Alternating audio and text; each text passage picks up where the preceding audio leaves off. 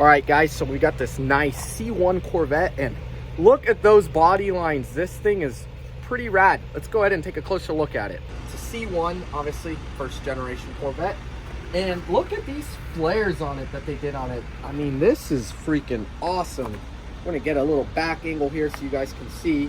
This is massive tire that they fit on it. We've got a nice 295s on the back of this Corvette. I mean, look at that.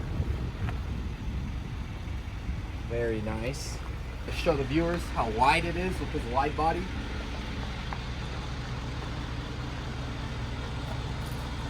Start here is the owner. Do you want to tell us a little bit about this car, a little backstory, how you found it, where it was at? Found it in Roanoke Park. Been trying to buy this car for 12 years, and it was tucked away in a garage. So oh, nice. The family wanted it to go to a good home, so they picked me, surprisingly. Right, surprising. Look at this clown. Beautiful. Anyways, let's enough Brian. Let's look at this car. Starting here with the front, I mean, just look at that. I'm not an expert in C1 Corvettes. This is actually the first one I've ever seen up close, but it doesn't take an expert to just look at this. Just, oh, I just love the flares and those 295 tires in the back. I mean, it is pretty nice. Very wide, looks good. I believe they did all these modifications sometime in the late 60s, maybe early 70s, but you know, I think they did it right. This car just looks really, really aggressive. I'm gonna go ahead and take a look here under the hood. Actually, before we look under the hood, look at this nice pinstriping. Like how they did the black with the red, just alongside this body, I guess, line. Looks really good.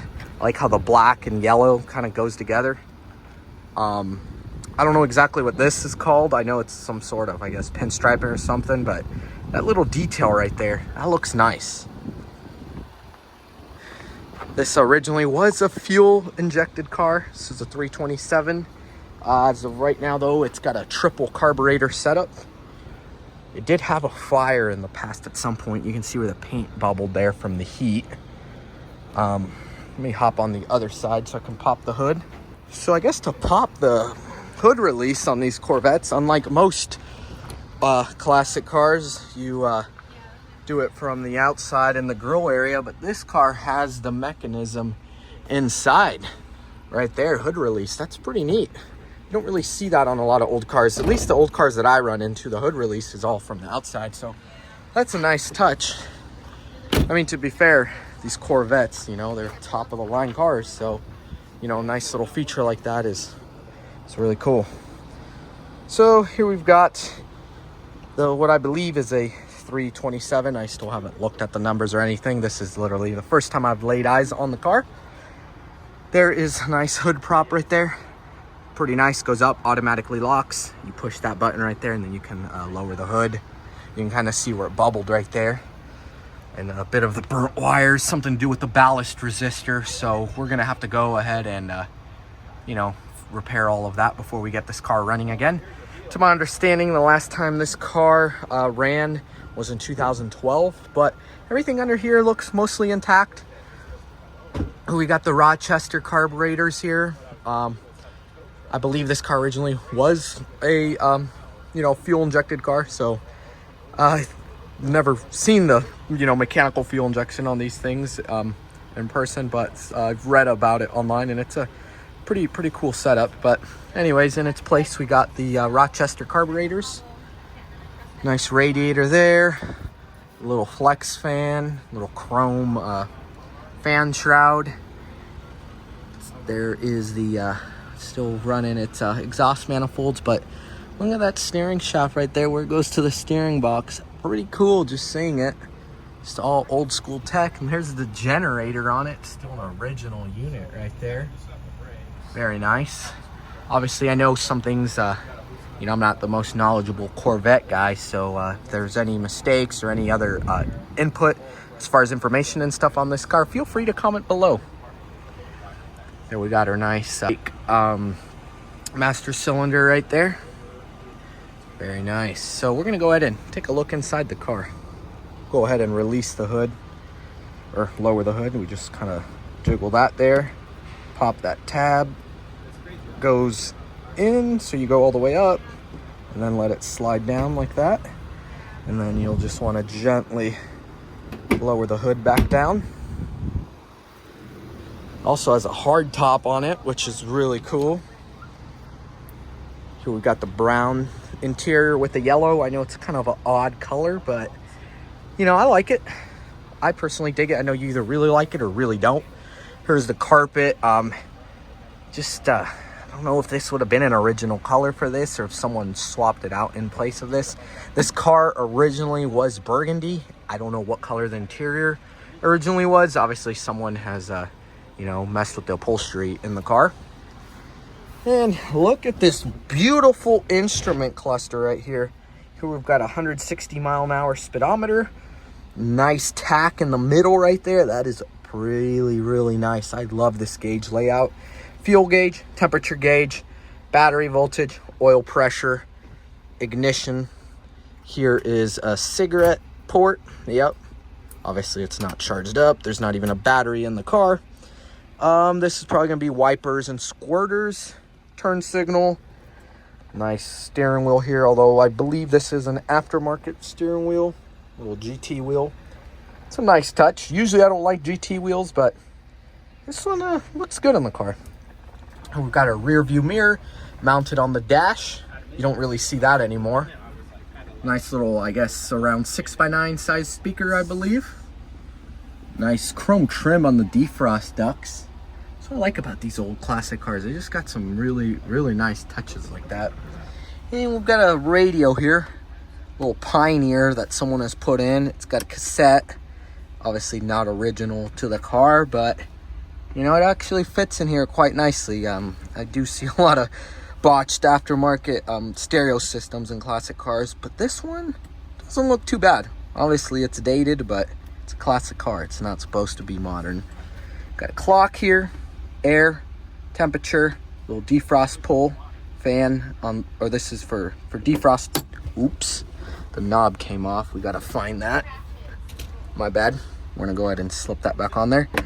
So for defrost, you pull that, and then you got your low and high speeds there for the fan. Very nice.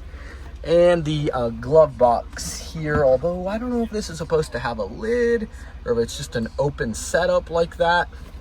You got your little oh crap handle right there. The nice Corvette emblem right there. Very nice. And then working towards the center here, I guess this could be more another, you know, it's a storage compartment, little information. I like this. Classic Car Show and Parade, May 21st, 1988. Wow. Super rad. I believe the centerpiece is supposed to have a lock, but it is missing it. And the seats, I like this. The seats kind of recess into the body like that. So you just grab your handle here like any car, and it's just a manual seat. And it slides forward and back. Pretty cool. 4-speed manual transmission. Shifter feels nice. It was stuck a little bit at first, but the more we worked it, it definitely freed up. I could just imagine just, you know, first sitting at the light, rev this sucker up, just dump that clutch and just take off, grabbing second, kicking it out sideways, just listening to that 327 roar. Hopefully we'll be doing that soon. So we've got the parking brake lever, the hood release. Always like that little touch. They put the little foot on it, little toes. But yeah, that's pretty much it here for this simple interior. And of course, the top does come off. I haven't figured out exactly how yet the top comes off. I know there's bolts there. I just need to see how it comes off here on the windshield frame. It's missing the little glass piece back here. But you know, overall, this car, it's in pretty good shape considering how old it is. And you know, you really don't see a lot of C1s around. This is the first one I've actually, oops, almost fell off the trailer. First one I've actually been up close and just kind of looking at everything.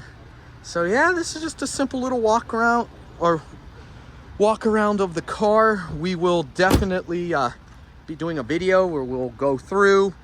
The brake drums right now are sticking, so it's kind of hard to push it into the garage. So once we, you know, free up the brake drums and everything, roll a car in, change all the fluids, and then fix the wiring that burnt under the hood, and then go from there and get this thing registered and driving down the road, and you know, hopefully drive to a Cars and Coffee or something.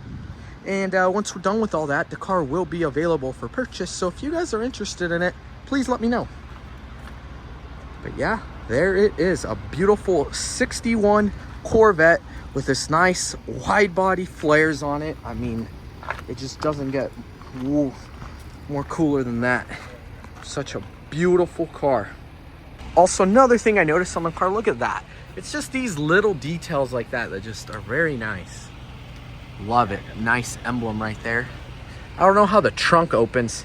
Hey Brian, how do we open the trunk? I don't have the key. Oh, sorry guys, we don't have the keys to look in the trunk, but we'll take a look at that on the next video. All